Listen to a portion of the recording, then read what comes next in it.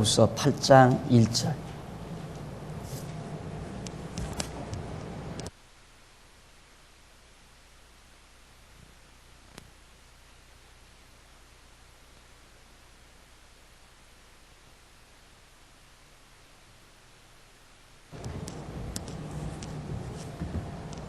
형제들아, 하나님께서 마게도니아 교회들에게 주신 은혜를 우리가 너희에게 알게 하노니 환난의 많은 시련 가운데서 너희 넘치는 기쁨과 극한 가난이 저희로 풍성한 연보를 넘치도록 하게 하였느니라.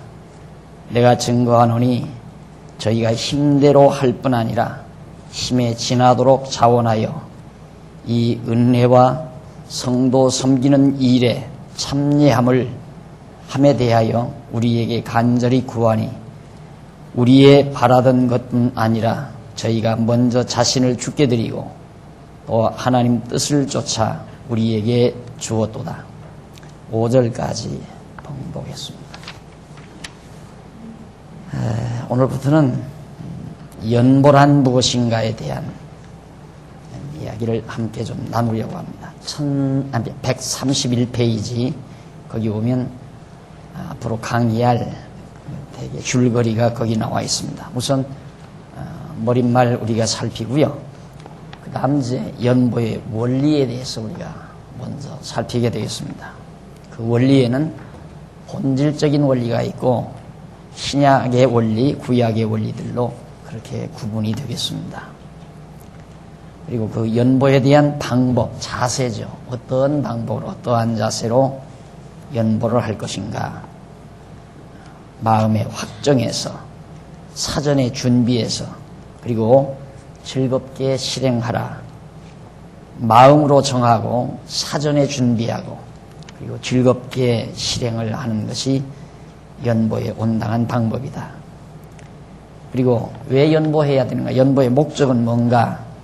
착한 일을 위해 감사케 하려고, 영광을 돌리게 하려고 연보를 한다. 결론을 맺습니다. 그래서 우선 132페이지 1번 머릿말을 우리 좀 살펴보겠습니다. 구속받은 성도가 그리스도 안에서 생활함에 있어서 필연적으로 나타나는 행위 중에 하나가 연보 생활입니다. 바른 의미의 연보는 바른 신앙의 행동 표현이며 그리스도의 지체로서의 구체적인 삶의 표현으로 나타납니다. 그렇기 때문에 연보는 신앙생활에 있어서 그 비중이 중요하다는 사실을 알 수 있습니다. 마침 지난 주일 오후에 우리 재직회 세미나에서 연보에 관한 것 때문에 이야기가 좀 있었는데 같이 정리할 수 있어서 매우 좋은 것 같습니다.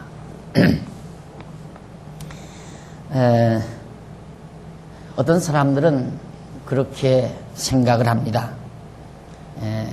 연보라고 하는 것이 마치 우리의 정성을 하나님께 드려서 하나님을 만족시켜가지고 복을 얻는 하나의 방편으로 그렇게 대부분 생각하고 또 그렇게 가르치는 경향이 참으로 많이 있습니다. 그래서 거기 보면 연보의 일반적인 견해는 매우 다양하죠. 교리적인 입장에서는 연보가 신자의 의무라고 그렇게 가르칩니다. 신자의 의무다. 여기서 의무란 말은 우리들과는 안 맞는 얘기죠. 그래서 우리들도 대부분 그렇게 의무란 말을 잘 사용하는 경우들이 많이 있지만 지난번 재직회 세미나 때도 의무와 권리, 나에게 내가 의무를 감당했을 때 권리가 주어진다. 행정용 용어죠. 법적인 용어고. 그러나 진정한 의미에서는 교회 안에서는 의무란 존재하지 않습니다. 세리교인의 의무가 무엇입니까? 라고 그렇게 문답할 때도 묻습니다. 그러나 편리하게 서로가 의사소통을 하는 데는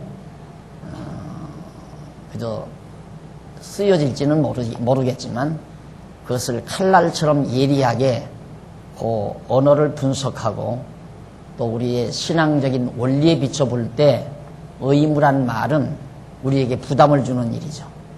그래서 의무는 어떤 제도에 의해서 하지 아니하면 안 되는 규범하에서 이루어지는 또 그 규범하에서만이 사용되는 그런 용어가 의무라는 용어입니다. 그래서 이제 대개 제일 이제 쉽게 사용되는 것이 연보는 신자의 의무다.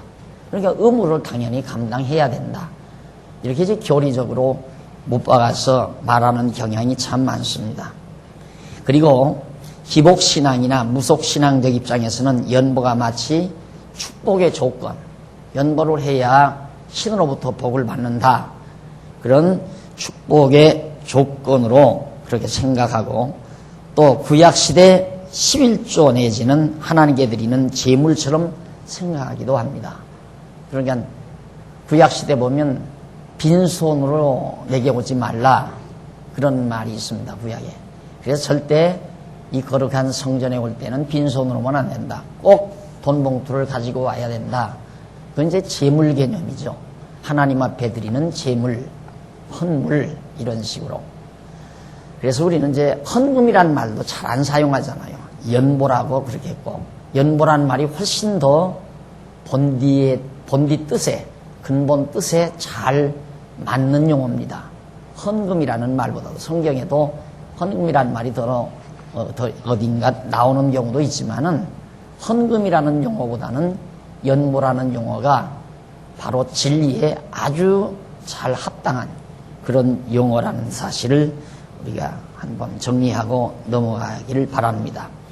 그러니까 정리를 하면 이렇습니다. 교리주의자들, 그러니까 보편적인 우리 이제 소위 말해서 건전하다고 하는 교회들은 대부분 연보를 의무라고 생각하고 그 연보가 11조다.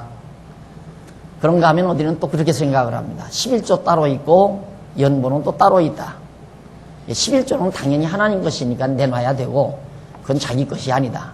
11조는 그건 당연히 하나님 것이니까 내놔야 되고 연보는 별도로 뭐 매월 정해서 낸다든가 주일마다 정해서 낸다든가 이렇게 연보를 해야 된다고. 그래서 연보와 11조를 완전히 구분을 해서 연보는 뭐 필연적인 그건 의무라기보다는 그건 당연히 마땅히 그건 내놔야 되는 거고 연보는 이제 의무로 그렇게 가르치게 되고 그게 이제 교리주의자들 보편적인 교회에서 가르치는 연보에 대한 생각입니다.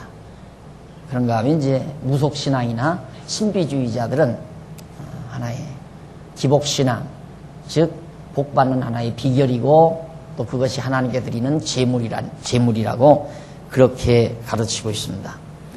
그런가 하면 자유주의나 인본주의적 입장에서는 자유주의 학자들 또 인본주의 신앙가들의 입장에서는 일반적인 자선사업 단체에 협력하는 기부행위, 그러니까 자선사업단체에 내가 돈을 기부하는 거 있잖아요. 그것이 연보다 이렇게 생각하고 가르치기도 합니다. 자, 이런 다양한 연보에 대한 개념 이런 것들이 혼란을 일으키게 되죠. 그래서 도대체 연보란 무엇인가?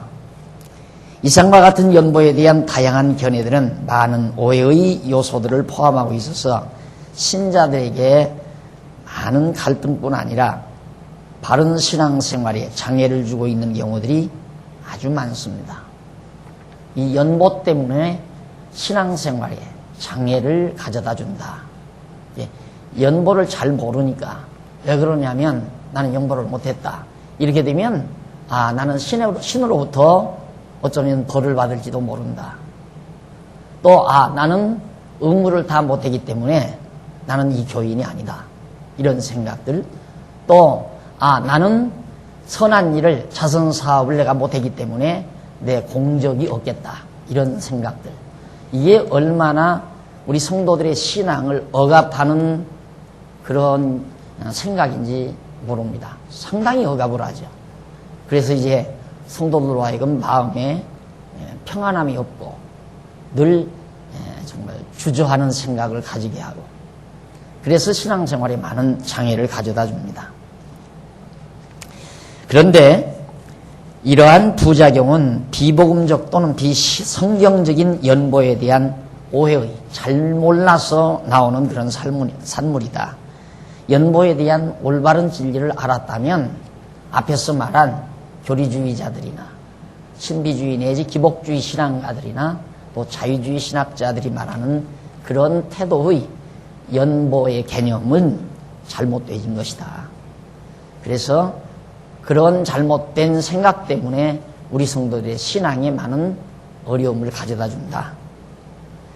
그래서 소위 연보를 빙자한 종교재벌이라는 새로운 신종재벌이 속출되고 사이비 종교단체에 의해 재산 몰수 현상까지 빚어지는 혼미한 현실은 건전한 신앙생활에 커다란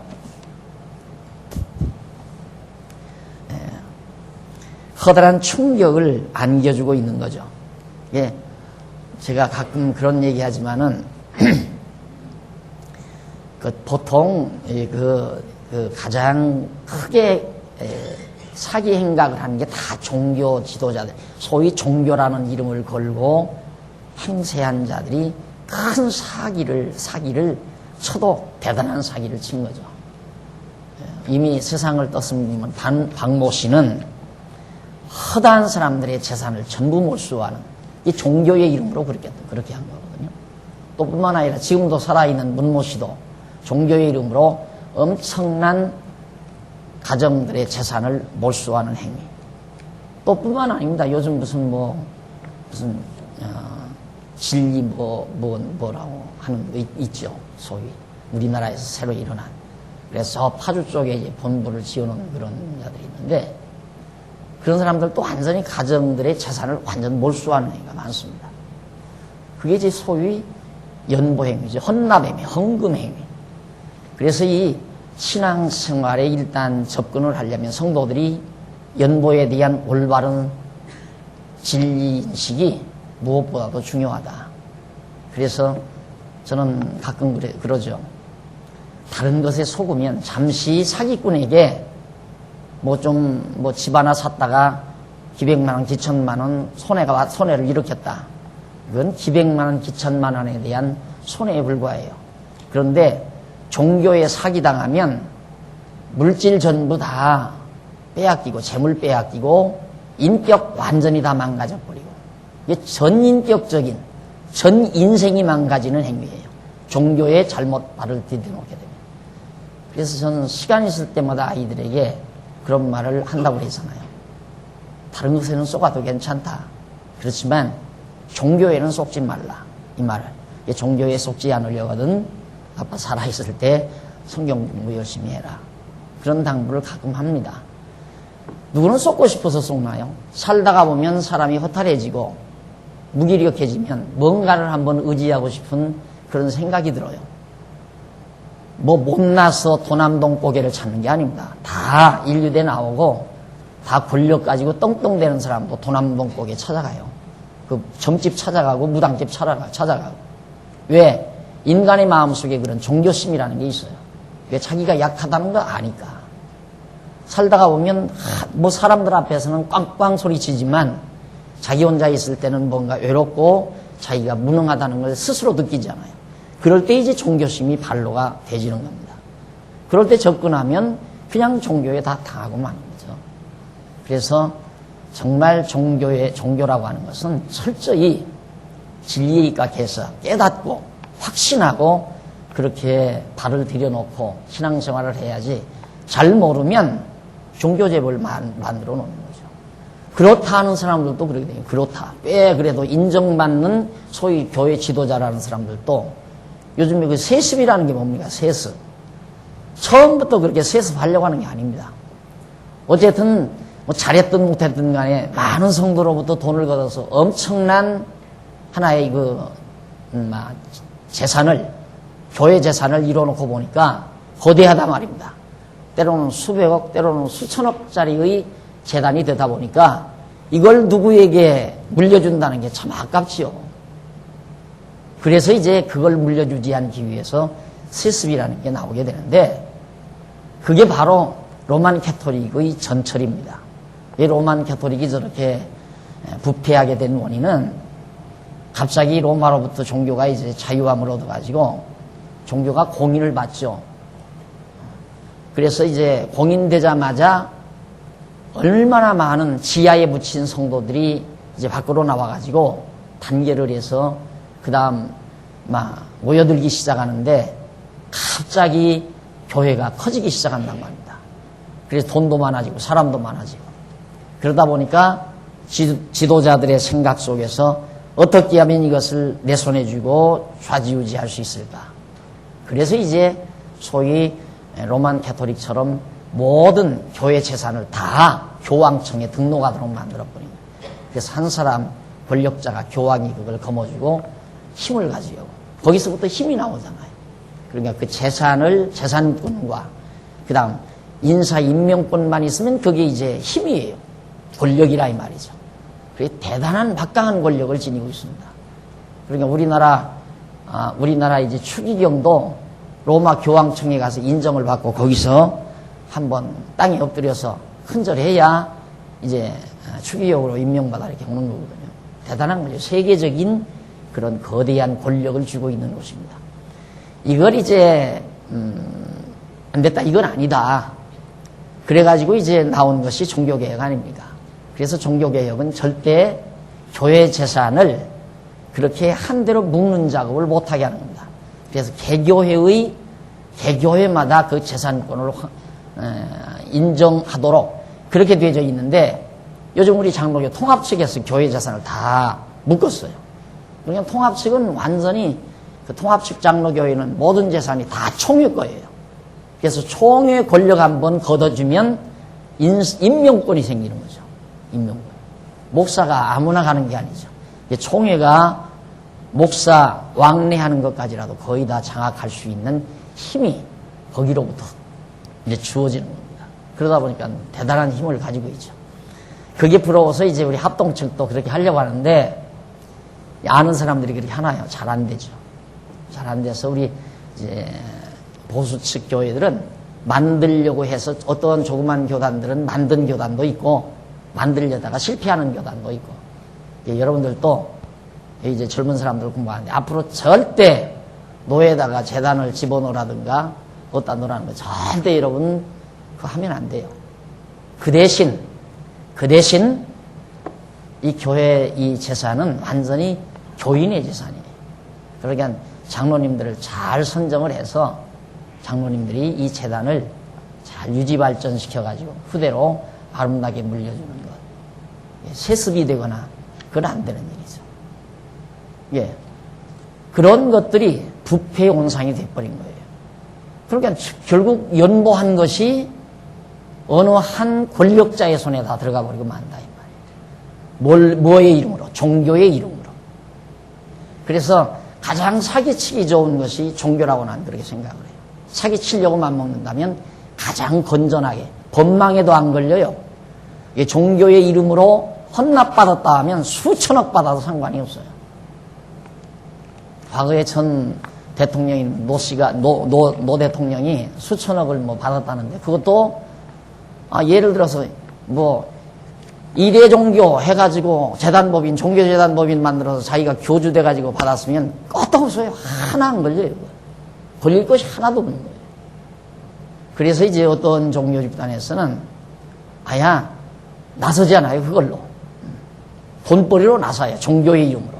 그래 이 투기를 해도 안 걸려요.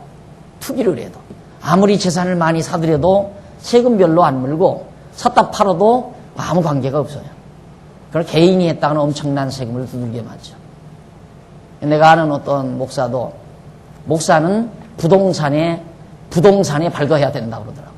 그래야 교회를 부흥시킨다고. 그 말은 뭐냐면 교회 이름으로 부동산 투기를 하면 아무 하자가 없으니까. 이런 것들이 다 연보에 대한 진정한 의미를 몰라서 그런 행태들이 빚어진다는 사실입니다.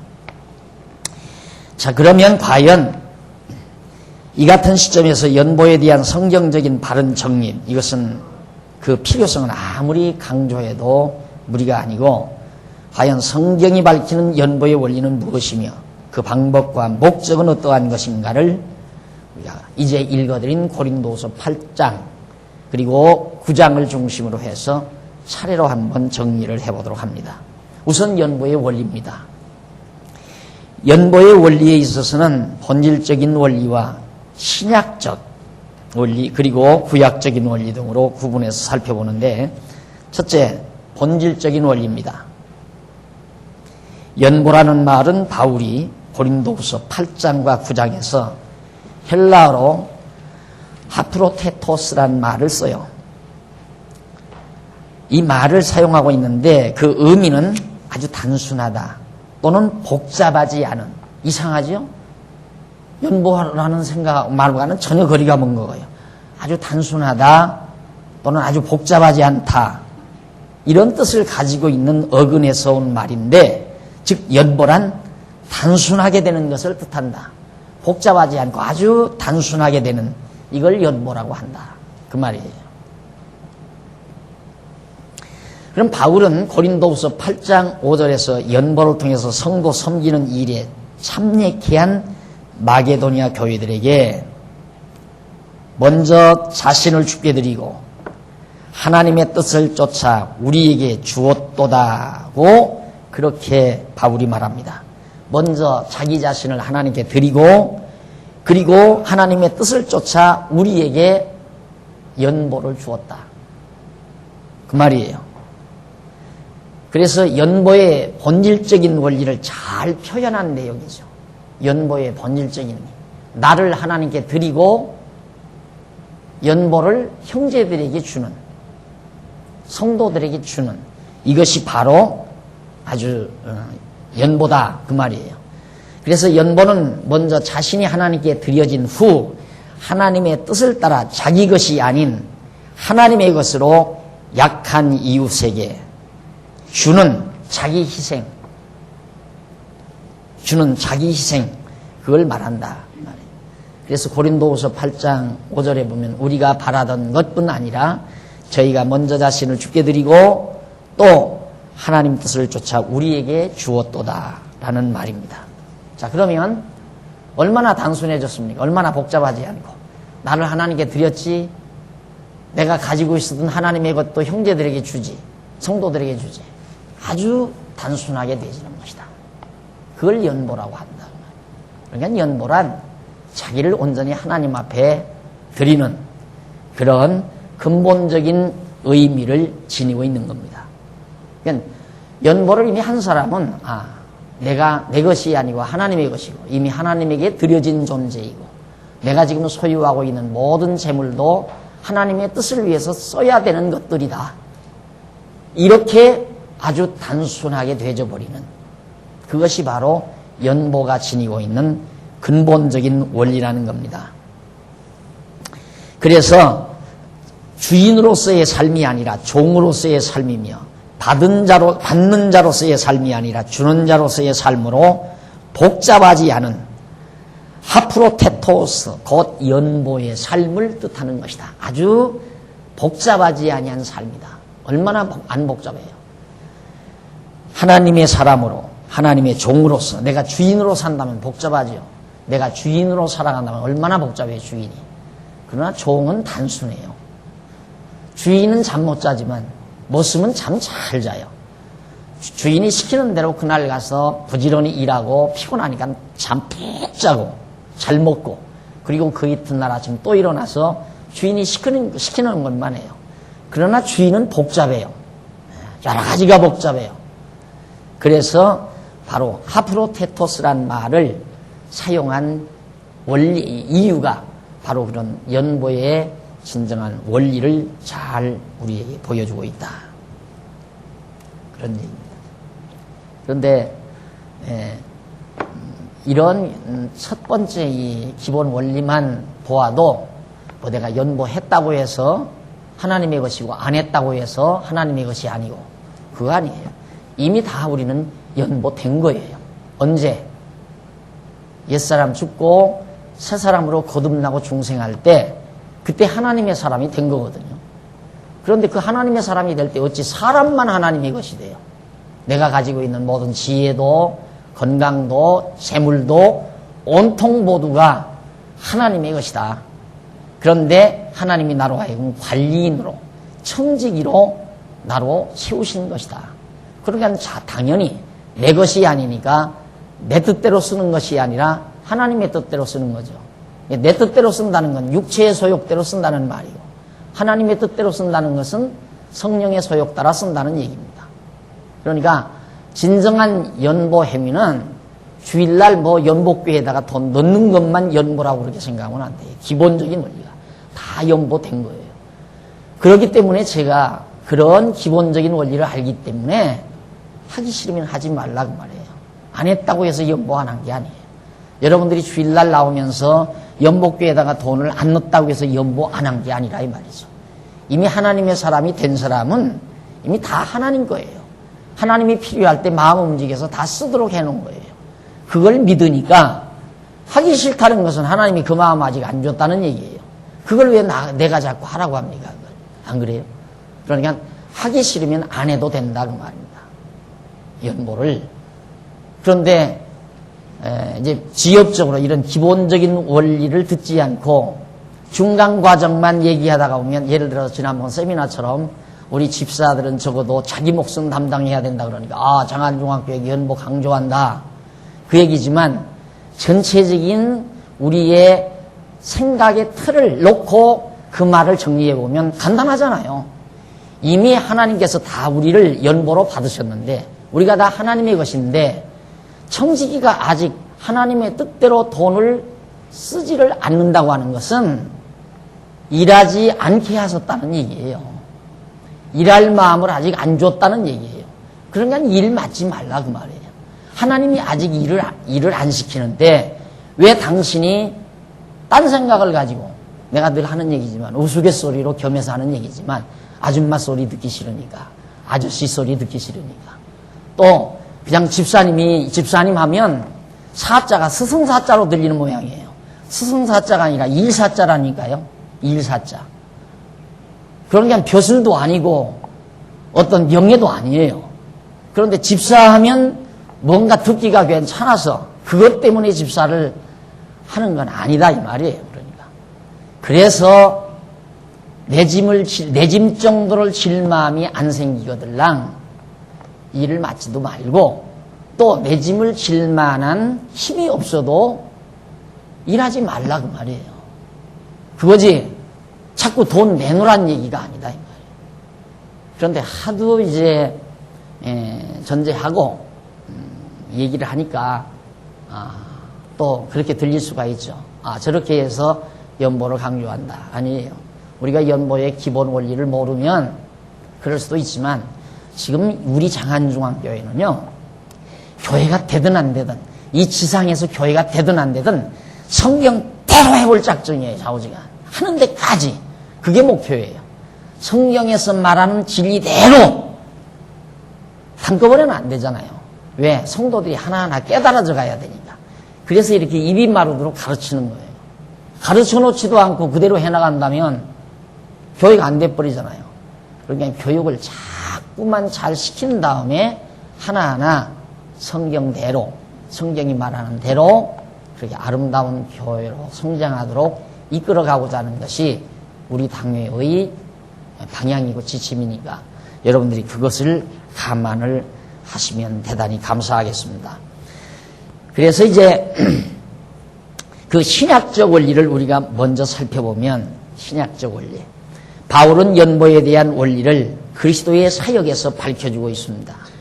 고린도후서 8장 9절에 보면, 우리 주 예수 그리스도의 은혜를 너희가 알거니와 부요하신 자로서 너희를 위하여 가난하게 되심은 그의 가난함을 인하여 너희로 부요케 하려 하심이니라고 그렇게 가르쳐주고 있습니다. 이게 이런 말이 참 쉽지 않은 말이죠. 그러니까 신약에서의 연보의 원리란 그리스도의 사건이에요. 그리스도 사건. 그러니까 하늘 영광의 그 부여하신, 하늘의 부요한 영광을 저버리시고 낮고 천한 이 땅 위에 예수님이 오셨잖아요. 왜 오셨는가? 가난한 우리로 하여금 부요함을 누리게 하시려고.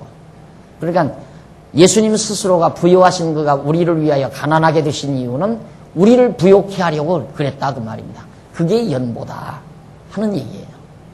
그러니까 언제나 보통 그렇게 얘기합니다. 희생, 이것은 사랑이 전제되지 아니한 희생은 정말 그건 바보짓이에요. 사랑이 전제되지 아니한 희생은 못난 사람이, 힘없는 사람이 하는 일이에요. 아, 나 희생당했다. 나 희생당했다. 저 사람의 강한 힘에 못 이겨서 나는 억지로 내가 손해봤다. 그 말이거든요. 그러나 사랑이 전제된 희생은 아름다운 희생이에요. 그러니까 사랑이 없는 희생은 하고 나면 고통스럽고 괴롭지만 사랑이 전제된 희생은 즐겁고 행복합니다. 편안하고 보람을 느끼고. 엊그저께 누가 그래요. 우리 장안중앙교회 혹시 고등학교 학생 장학금 줄 사람이 없느냐고 그러니까 웬일이냐 그러니까 우리 강남노회에서 각 시찰별로 고등학교 학생 한 사람씩 각 노회에서 하나 5개 시찰에 장학금이 나왔다 이거예요. 뭐 20만 원씩인가 나왔대요. 그런데 우리 교회는 크잖아요. 그리고 작은 교회들이 많이 있는데 그래서 나는 뭐 장로님들한테 물어도 안 보고 우리는 아니야. 우리는 안 받을 거야. 안 받을 거니까 어려운 교회, 가난한 그런 작은 교회 주라고 하니까 다른 교회, 성동교회인가 줬다고 그러더라고요. 어떻게 해서 그 장학금이 어디서 나왔느냐 그러니까 우리들이 노회비 올린 그 돈에서 나온 게 아니고 어느 집사님이 돈 100만 원을 장학금으로 노회에다 내놨대요. 그래서 그걸 각 시찰에다가 20만 원씩 이렇게 주도록 각 고등학교 학생들 주도록 많지는 않지만 그렇게 하도록. 글쎄요, 모르겠어요. 이제 그렇게 하신 분이 자기가 그렇게 했다고 하는 어떤 공덕을 쌓기 위해서 그랬는지 그거는 우리가 모르죠. 그러나 어쨌든 그분이 즐거워서 했을 거란 말입니다. 누가 강요한 것도 아닌데. 예, 그런 하고도 즐거워하는, 하고 보람을 느끼는 그것이 바로 그리스도 안에서 정말 자기를 희생하는, 사랑으로 자기를 희생하는 연보 행위라는 얘기죠. 그러니까 그만큼 신앙이 성장하지 아니하면 연보할 자격이 없는 거예요. 그래서 연보를 바울은 은혜라고 표현하잖아요. 은혜. 연보가 은혜다. 그러니까 은혜라고 하는 건 은혜가 자기에게 느껴지지 아니하고 자기가 은혜에 대한 감사가 없으면 연보행위란 불가능한 거죠. 연보하는 그 자체가 은혜예요. 그래서 아무나 연보하는 게 아닙니다. 그렇기 때문에 연보는 강조해서는 절대 안 되는 거죠. 하고 싶으면 하고 하기 싫으면 말라고. 그래서 제가 우리 교회 이제 등록하시는 분들이 오면 저는 그래요. 우리 교회 오셨으면 아무것도 아직은 신경을 안 써도 된다. 봉사할 일, 어디 집사를 한다거나 각 기관에 들어가서 교사를 한다거나 와서 일하려고 그렇게 생각하지 말고 당신이 할 일은 우선 공부하는 일이다. 공부를 열심히 하다가 보면 그때 가서 봉사할 마음도 생기고 연보할 마음도 생길 때 그 마음이 죽는 날까지 안 생기면 안 해도 된다. 그 대신 공부는 꼭 해야 된다. 공부 안 하면 그 마음은 영원히 안 생길 거니까.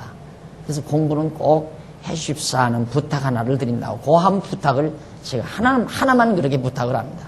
이유는 깨달으면 하나님의 놀라운 은혜를 깨닫고 나면은 연보함으로 자기의 마음속에 평강이 있고 기쁨이 있고 그 연보에 대한 정말 가치를 느끼면서 은혜로 받아들이는 그런 건전한 신앙생활이 가능해지는 거죠.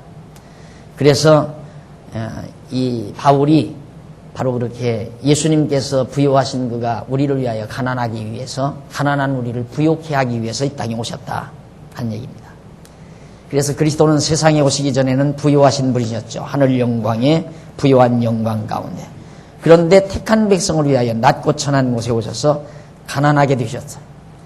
그래서 죽으시고 피 흘리시고. 그 이유는 뭐냐면 택한 백성들로 하여금 부요케 하려고. 택한 백성들로 하여금 부요하게 하려고. 부요하게 한다는 말이 꼭 재물에만 반한 게 아니죠. 가난한 우리의 마음속에 풍성한 마음을 주지 않아요. 우리 마음속에 풍요로운 마음을 주잖아요. 항상 마음에 평강과 기쁨으로 채워주시고 그렇게 해주시려고 예수님께서 그랬다. 이것을 바로 연보의 본질적 원리로 우리는 받아들이고 있는 겁니다. 연보의 본질적 원리는 그리스도의 사람이 그리스도처럼 살아가는 행위죠. 그러니까 내가 연보한다는 것은 그리스도의 지체로서의 삶이에요. 늘 내가 그림을 그리지만은 이게 주님 안에 그리스도. 지금 내가 이 손이다. 이 손이 나다. 그러면 주께서 머리 되신 주님이 바로 나로 하여금 이 손으로 하여금 연보하도록 하게 하시면 연보하게끔 된다 이 말이에요. 그러니까 진정한 연보를 한다는 것은 주님이 원하시는 뜻대로 살아간다는 행위가 되는 거죠. 근데 아직 연보를 안 한다는 것은 재물에 대한 아까움이 있죠. 돈에 대한 욕심이 있고 나만 잘 살고자 하는 의욕이 있고 그것만이지 내 주변에 어려운 성도들에 대한 그리고 이 복음을 위해서 살고자 하는 또 교회를 사랑하는 이런 마음이 안 생기는 거란 말입니다. 그래서 내가 그래서 그런 얘기를 하죠. 시골에서 참 그게 얼마나 제 뇌리에 배겨 있으면 평생 안 잊어질 거예요. 봄철이 되면 이 부슬비가 내려요. 부슬비가. 저는 금강가에 살았거든요. 금강가에는 갈대밭이 많아요. 갈대밭이.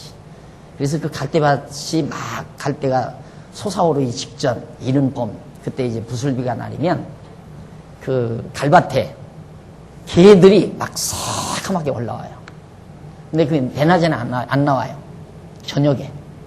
그러니까 저녁쯤 되면 병에다가 석유를 담고 그 병마개를 솜으로 꽉 막아서 그걸로 불을 붙여가지고 이제 거기를 나가는 거예요. 나가면 그거 이제 매가지고 그걸 보면서 이제 한 손으로 주워 담아야 되잖아요. 그런데 얌체는 그 안에 가지고 와요. 아주 파렴치한 사람은 그 안에 가지고 와서 두 손으로 주워 담아요. 어떻게? 남의 등불에. 그래서 남의 등불에 개 잡는다는 말이 있어요. 남의 불에 개 잡는다. 참 파렴치한 사람이죠. 그러니까 이제 우리 교회에서 만약에 이제 정말 진리를 알고도 그런다면 파렴치한 사람이죠. 누구나 돈 아깝지 않은 사람이 어디 있어요. 돈 때문에 살인도 하고 돈 때문에 세상 사는 사람들 일평생 돈 벌기 위해서 사는 사람도 있는데 그렇게 돈이라는 게 매력적인 대상인데 연보? 그건 정말 어려운 거예요. 진짜 어려운 거예요. 그런데 그걸 억지로 강요하는 건 아니죠. 그러나 상식적인 의미에서 보편적인 상식 차원에서 이렇게 교회를 와서 지나다 보면 그 상식 차원에서 하는 분이 있어요. 아, 그래도 전기값은 내가 좀 보태야 되겠다. 그건 연보가 아니에요. 그런 식의 생각은. 그건 연보의 원리를 모르고 하는 거예요. 그건 보편적인 인간의 상식에서. 가끔 앉으면 그런 얘기들을 하더라고요. 우리 교회에 오면 일주일에 예를 들어서 한 3식구가 교회에 나온다. 그러면 하루에 점심 먹는 것만도 10,000원어치를 먹잖아요. 그렇죠? 그러면 일주일에 한 달에 5달이면 5달에 50,000원어치는 여기서 먹고 가는 거예요. 쉽게 말하면. 그렇지. 수돗물 쓰지, 전기세 쓰지. 얼마나 많은 돈을 이득을 보고 갑니까? 근데 여기 안 오고 3식구 데리고 어디 놀이터 뭐 강릉이나 어디 뭐 좀 유원지나 나갔다. 못 써도 10만 원, 20만 원 쓰고 들어와야죠. 근데 그걸 쓰는 건 하나 안 아까워요. 그런데 여기 오면 불 켜 있으니까 두 손으로 주워 담을 수 있는 것이니까 좀 너무 야박하게 얘기하나요? 모르면 그렇게 된다 이 말이에요. 그러니까 연보는 그런 상식선에서 하는 게 아니에요. 뭐 협조하기 위해서. 내가 이제 협조한다. 교회에 협조해야 되겠다. 지난번 우리 장로님 안 오셨는데 박 목사 먹여 살려야 되겠다. 그런 거 아니에요. 그런 거 절대 아니에요. 바로 기본 원리 잊어서는 안 돼요. 다 우리가 하나님의 백성으로 거듭나고 중생할 때 이제는 다 나라는 인간도 내 소유도 다 하나님의 소유가 돼버렸다. 그러니 하나님의 사람이니까 주님의 지체니까 머리의 지령을 따라서 살아가는 건 당연하잖아요. 그럼 머리의 지령을 머리의 생각대로 살아가려면 이 손도 머리가 생각하는 말을 알아야 되잖아요. 그래서 공부해야 된다 이 말이에요. 그러니까 이런 기능이 요술적으로 무슨 저기서 하나님이 어떻게 슬쩍 갖다가 우리 인간에게 그런 마음을 갖다가 무슨 성황으로 해서 이렇게 불어넣어 가지고 요술적 효과로 인간을 움직이는 게 아니라 구체적이에요. 하나님의 말씀 성경을 구체적으로 우리 지체된 우리들로 하여금 깨달아 알고 느끼게 해서 이렇게 해야 되겠다 이런 결단력이 생기게 해가지고 행동하게 만들어가는 그런 구체적인 방법으로 머리 되신 주님이 역사하시려고 스승 되시는 성령을 땅에 보내신 거예요. 성령이 스승 되셔서 우리를 가르친다고 그러잖아요. 성령께서 우리 각자로 하여금 깨닫게 해서 그래서 결단하고 깨닫게 해서 느끼고 결단해서 행동하게 하시는 이런 구체적인 방법으로 주님의 지체로서의 삶을 살아가게 한다. 이걸 저는 확실하게 믿습니다. 그 방법을. 그러니까 공부 안 한 사람이 자꾸 연구하려고 하는 그것도 정상이 아니에요. 아무것도 모르고 연구만 자꾸 하는 사람. 이 사람은 연구해놓고 왜 나 안 알아주느냐 그런 생각을 가져요. 내가 그만큼 많이 연구했는데 왜 날 안 알아주느냐. 참 괴로운 사람이에요. 그거. 목회자에게 정말 가시 같은 사람이에요. 그런 생각. 그러면 이제 나중에 자기 욕심대로 뭔가 교회에서 안 이루어지면 삐지고 나가고 욕하고 정말 골치 아픈 사람이에요. 그러거든요. 그러니까 모르면 아무나 연구하나요. 은혜를 아무나 누리느냐 이 말이죠. 하나님의 은혜를. 그러니까 연보의 진정한 의미를 우리가 정확히 알면 아무나 연보할 수 없고 연보처럼 깨끗하고 아름다운 것이 없다 하는 생각입니다. 그래서 거기 보면 그리스도 자신을 제물로 하나님께 드리고 하나님의 부요하심으로 우리에게 허락하소서 우리로 하여금 부요한 하나님의 영광에 이르게 하시는 그리스도의 구속의 은총을 말해주고 있습니다. 이와 같이 그리스도의 구속사역에 나타난 연보에 대한 신약적 원리는 연보의 본질적 원리의 바탕을 이루고 있는 진리다.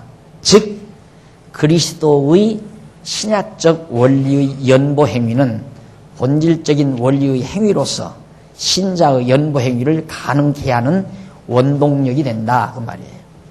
그래서 그리스도의 지체가 된 성도는 진정한 의미의 연보의 삶을 살게 되어 있다. 왜냐하면 성도는 머리 되신 주님의 지체이므로 머리가 주관하는 대로 지체는 활동하기 때문이다. 그러니까 알죠? 그걸 알아요. 도리어 이제 항상 그런 얘기를 하죠. 우리에게는 두 마음이 있어요. 성령께서 우리를 가르치기 때문에 두 마음으로 딱 갈라지는데 육의 소욕과 영의 소욕이 딱 있죠. 그런데 머리 되신 주님으로부터 영의 소욕 따라서 연보해야 되겠다 하는 마음이 들어가요. 그럼 예를 들어 오늘 예를 들어 이번 주일에 감사절 연보 특별 연보 봉투를 받았다. 근데 받는 순간 이번에 내가 한 10만 원 해야 되겠다. 마음을 먹어요. 그런데 하룻밤 자면 10,000원씩 줄어들어. 그래서 정작 다음 달 올 때에는 그 주일날 올 때에는 4만 원 내지 5만 원 딱 들어간다 이 말이에요. 왜? 그 이유는 이것 때문에 그런 거예요. 육신의 소욕이 있어서. 없는 사람 없거든요. 그게 없는 사람이 없다 이 말이에요. 그러니까 저 같은 경우는 그냥 딱 마음 먹으면 그걸로 끝나지 자꾸 집사람하고 이렇게 상의하다 보면 자꾸만 나도 유혹을 받아요. 자꾸. 그러니까 딱 한 번만 하면 그만 됐어, 이제. 그걸로 딱 규정을 해버리죠. 그래서 딱 떠오를 때 그게 정확하게 하고 싶은 본래의 영의 소욕에 대한 생각. 근데 시간이 흐르면 흐를수록 육체의 소욕이, 아깝다. 이번에, 돈 들어갈 때가 많은데, 이런 생각, 저런 생각 하다 보면 자꾸만 줄어가게 돼 있어요. 이게 보편적인 우리 인간들의 생각이고, 누구나 그런 경험을 다 하고 삽니다. 전부가 다. 누구나가 다. 그래서 이제 조금 연구하는 방법을 보면 그게 다 나와요. 그런 문제들이. 그 다음 이제 구약적 원리를 우리가 한번 살펴보십시다. 구약적 원리. 다음으로 바울은 출애굽기 16장 18절을 인용하면서 연보에 대한 구약적 원리를 말해주고 있는데 고린도후서 8장 15절에서 기록한 것 같이 많이 거둔 자도 남지 아니하였고 적게 거둔 자도 모자라지 아니하였느니라고 그렇게 말씀합니다. 여기서 바울은 이스라엘 민족이 모세를 따라 애굽에서 해방되어 광야에 이르렀을 때 하나님께서 하늘에서 만나를 내려 온 백성에게 골고루 먹여주셨던 일을 들어 연보의 구약적 원리를 가르쳐주고 있습니다. 예. 연보의, 이제 아까 말했던 연보는 이제 내가 가난해짐으로 약한 자를 부유하게 만드는 행위. 그게 연보죠. 내가 가난함으로. 예. 가난한 건 내가 가지고 있는 걸 이웃에게 주니까 나는 가난해지잖아요. 그리고 대신 이웃에게는 부유하게 되죠. 그런 얘기입니다. 그러니까 그 다음 이제 구약적 원리는 그거예요. 이 만나가 이렇게 다 내려와요. 하늘에서.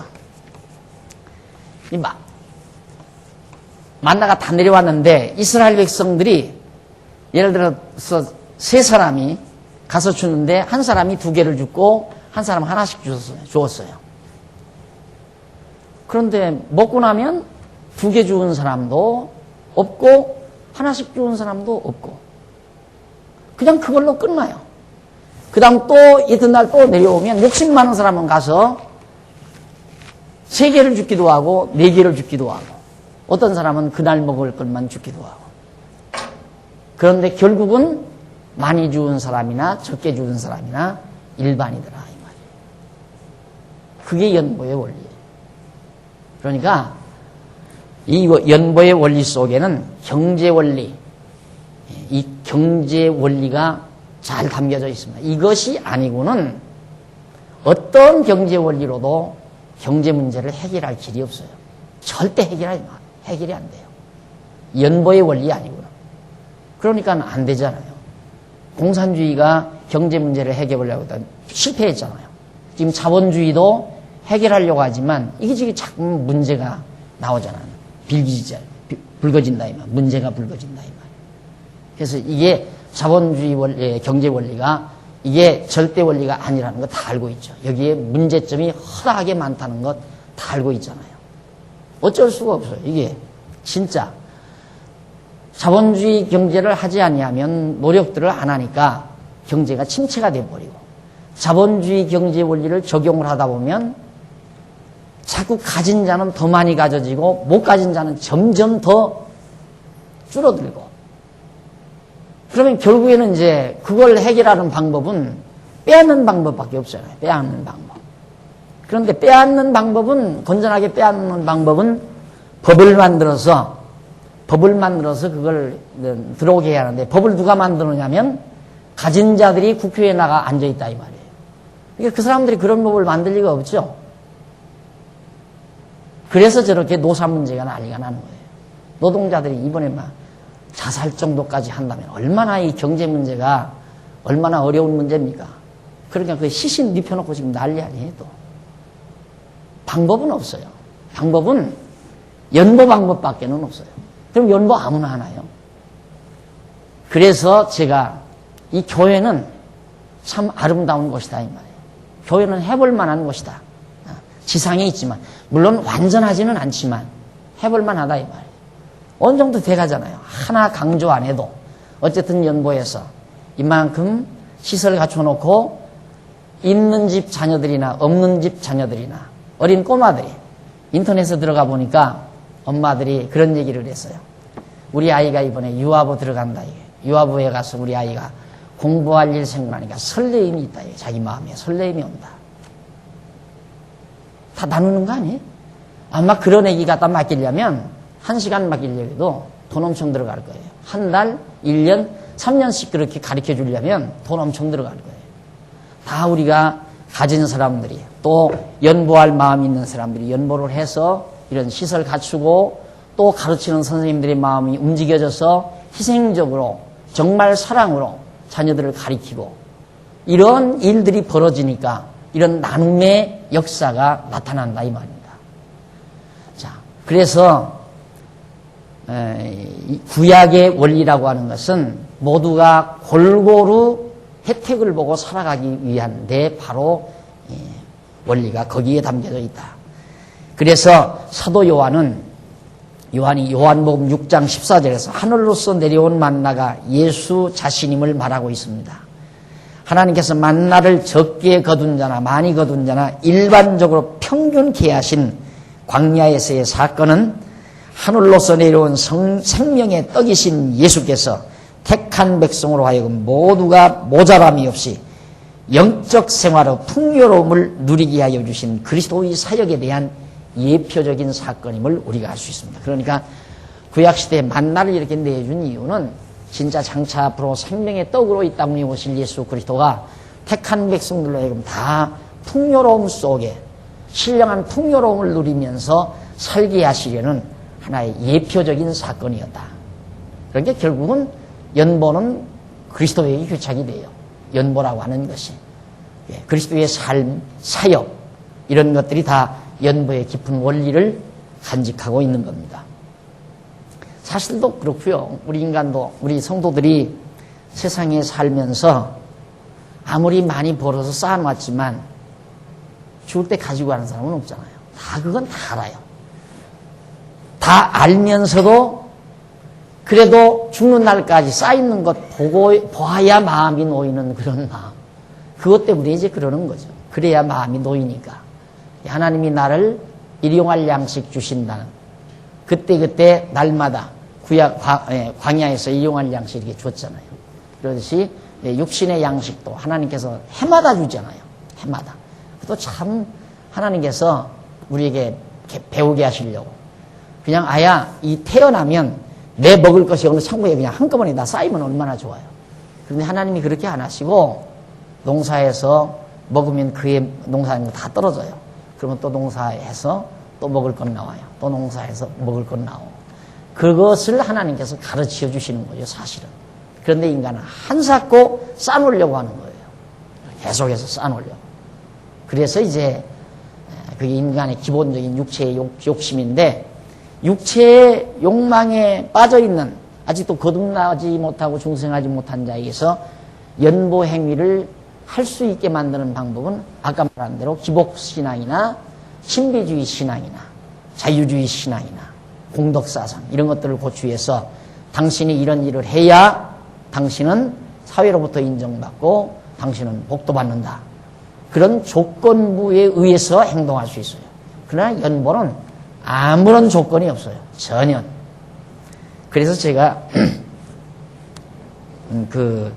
처음에 개척할 때부터 교회는 오직 연보로만 움직여간다. 그래서 처음에 교회를 시작하니까 좀 여성 있는 집사가 참기름 장사를 해서 이 교회 재정을 보탠다고 하면서 그걸 하더라고요. 그래, 그거 하지 말라고. 뭐 어떠냐고 그래요. 그래서 많이 나달까 그거 하다가 그게 뭐 계산이 맞느냐 안 맞느냐 해가지고 교회가 난리가 나요. 이거 보라고. 그러지 말라고. 많든 적든 스스로 각자 벌어서 마음 내키는 대로 연보해서 오직 연보로만 한다. 교회는 그런 이권단체가 아니다. 그래서 여기 와서도 커피, 자판기 적어 놓는 걸 내가 몇 번 고려를 했어요. 저걸 어떻게 하느냐. 저게 문제예요, 저거. 아무것도 아닌 것보다 저건 문제라고요. 당장 얘기 들으니까. 저것 때문에 남전도에서도 그러고, 남전도에서 그걸 어떻게 관리하는 거고, 여전도에서도 관리하고. 그 돈을 어디다 썼느냐, 뭐 하느냐, 뭐 그런 얘기가 있다 이거예요. 그래서 그거 없고 그런 얘기 없는 게 훨씬, 차라리 그거 없애고 그런 얘기 없는 게 낫잖아요. 그냥 놨으면 저렇게 되는 거 관리하는 분들이 오죽이나 다 아름답게 쓸까 하고 생각을 말아야죠. 오죽이 다 해서 다 보고해가지고 알려주겠습니까? 그런데 그거 가지고 서로 뭐 이권 다툼하듯이 그거 왜 안 놔두느냐, 왜 조금씩 우리한테 달라, 우리 회의 운영하게 달라. 회의라고 하는 건 회비로 운영하는 거예요. 그래서 내가 저건 그냥 해서 그냥 사실 비품 사는 것도 마음에 안 내켜요. 장사해서 비품 사는 것 같아가지고 성도들의 편의를 도모하는 선에서 그냥 하고 많은 선으로 했으면 하는 생각을 제가 가지고 있습니다. 거기에 이득이 붙으면 사람들의 시선이 그쪽으로 가가지고 교회의 본색을 흐리게 만드는 경향이 있어요. 그래서 저거 자판기 조심하셔야 됩니다. 그리고 신경 쓰지 말고요. 관리하는 분들이 잘 할 겁니다. 차라리 가격을 내려라, 그런 얘기는 할 수가 있죠. 그러나 그 돈 다 어디다 뭘 쓰느냐 하고, 그것 때문에, 이권 문제 때문에. 이 교회는 이권단체가 아니니까. 그래서 오죽하면 지금 우리 교회는 어떻게든지 꼭 돈이 들어가야 될 곳만 들어가도록. 저도 어떻게 보면 바보죠. 저도 편한 것도 아는데 이쯤 됐으면 주일날 딱 한 번 정도, 그것도 뭐 1시간씩 하지 말고 주일날 한 30분 간단하게 설교하면 깨끗하잖아요. 부목 딱 두고 오후 예배 시키고 또 이 수요일도 좀 시키고, 그래서 후배 기른다는 선에서 그렇게 해나가고, 행정은 딱 행정목사 두고 여전도사 한둘 두고 교육목사 하나 두고, 그렇게 해서 하면 나는 가만히 앉아서 회장이나 사장처럼 결제나 해주고 지령이나 내리면 깨끗한 거예요. 일절 안 하잖아요. 왜? 그것이 바로 여러분들에게 힘을 덜 드리기 위한 데 첫째 목적이 있고, 첫째는 그거예요. 여러분들이 연보를 많이 해야 되잖아요. 근데 연보 나오는 걸 가지고는 다 감당을 못 하겠으니까. 그러면 아마 이 예배당도 못 졌을 거예요. 계속 빚만 지고.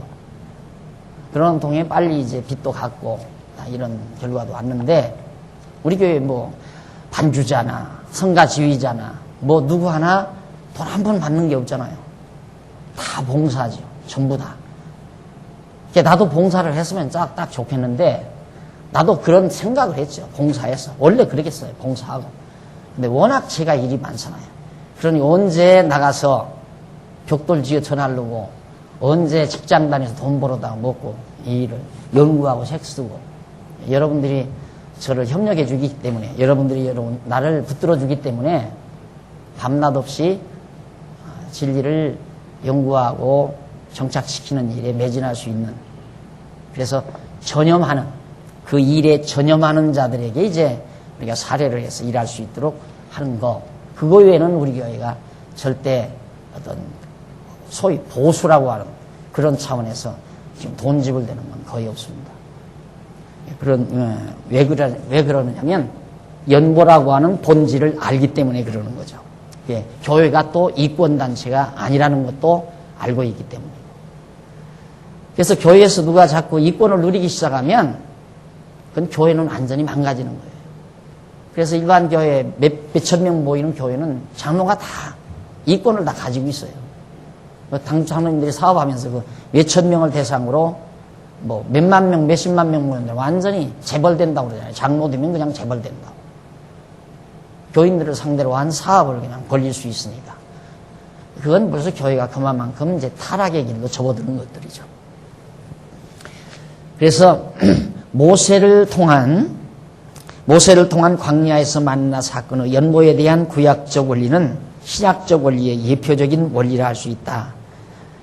하나님께서 광야의 가난한 이스라엘 백성에게 하늘의 만나를 내려 먹이심으로 많이 거둔 자도 적게 거둔 자도 모두 다 남거나 모자라지 않도록 부유하게 하신 역사가 곧 구약에 나타난 연보의 원리입니다. 그래서 솔로몬이 그렇게 노래했죠.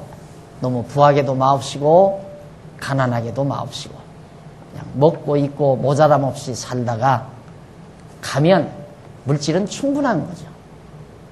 그런데 우리는 그 물질에 대한 욕심이 앞서게 되면 연보행위는 전혀 우리에게서 나올 수가 없는 겁니다. 자, 이렇게 해서 연보에 대한 계략적인 그런 그 원리를 여러분들에게 살펴드렸습니다. 다음 시간에는 연보의 방법에 대해서 우리 정리를 하고 끝내도록 그렇게 하겠습니다. 기도하십시다.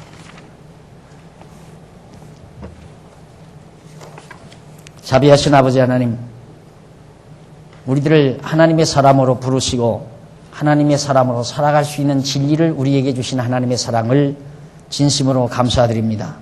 가장 고상하고 깊은 진리를 우리가 깨닫고 하나님의 사람으로 살아갈 수 있는 믿음을 우리에게 허락하시며 그리스도가 정말 연보 생활의 기본 원리가 된 것처럼 그리스도의 지체인 우리들도 연보의 삶을 살아갈 수 있는 슬기로운 지혜와 명철을 우리에게 허락하시옵시기를 간절히 소원합니다. 연보 행위를 통하여 우리 온 교회가 정말 신령한 양식으로 풍성해지고 영원히 굶주리는 일이 없도록 하나님께서 늘 풍성한 것으로 채워주시기를 간절히 소원합니다. 이제 어두운 밤길 돌아가는 길이 오니 가는 길 지켜주시고 가정 위에도 평안을 주시옵소서. 예수님의 이름으로 기도드립니다. 아멘. 하늘에 계신 우리 아버지, 이름이 거룩히 여김